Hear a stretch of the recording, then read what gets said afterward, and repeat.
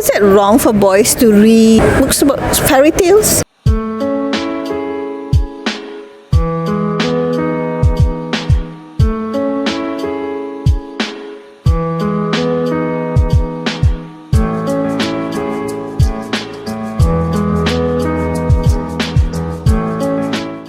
Assalamualaikum warahmatullahi wabarakatuh. You are now in Who Says So. My name is Zaliza.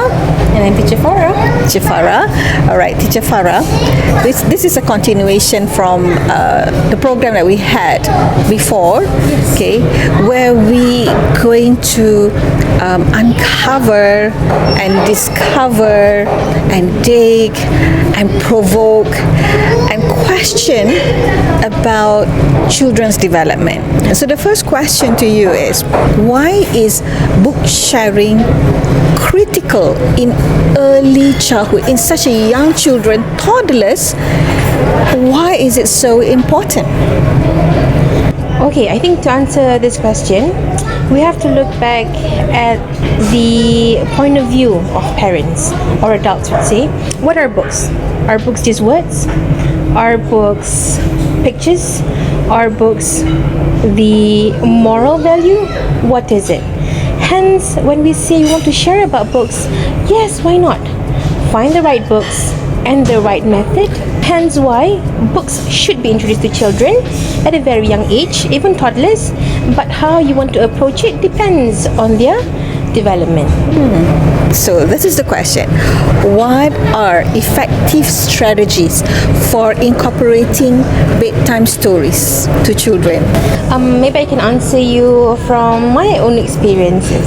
So whenever my parents do storytelling, she would do it with much enthusiasm. It happens between the tuck in bed and the dua, sometime in between.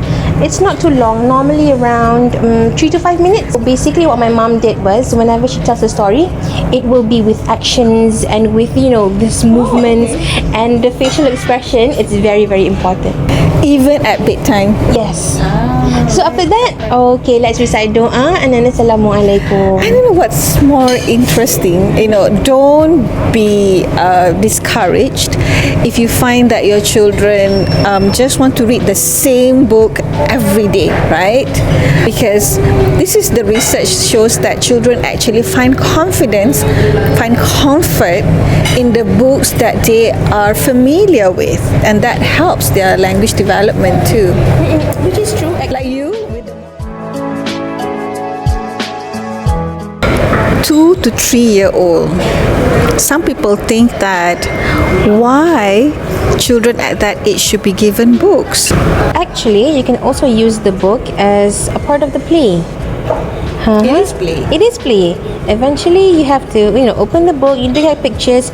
They don't even know how to read yet, but looking at pictures, trying to understand the pictures in the book, is actually part of play. And then, if you want to make it more fun, have some, props at the end, or after the end of story, do some puppets, maybe. So those are the things that you can actually turn books into play. So how parents can actually tailor book sharing to calm and engage with the young children? It will be wise to choose the right books for bedtime. If you want to calm them down, there are books for every occasion, but to make them sleep, choose the right books. For example, the Mortimer book. You know what happens in the end? Oh, okay. What happens in the end is, basically Mortimer do not want to sleep. And then people kept on knocking on the door. I think police officers with a very loud and angry voice and asking him to sleep.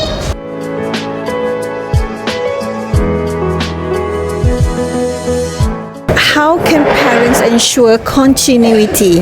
Because definitely we do not want to stop book sharing. What would you suggest? Okay, as parents, we need to understand where they are at their age, the milestone or their development. So, of course, teens would prefer books that are related to their own daily lives. Is it wrong for boys to read princesses books about fairy tales? I don't think so. Is it wrong for girls to read about machines? No, not really. Is it wrong for girls to read about cars and boys read about castles and fairy tales? No, nothing wrong with it. Nothing wrong with it. Basically, at the end, Reading. yes, reading. Who says so? We see you again.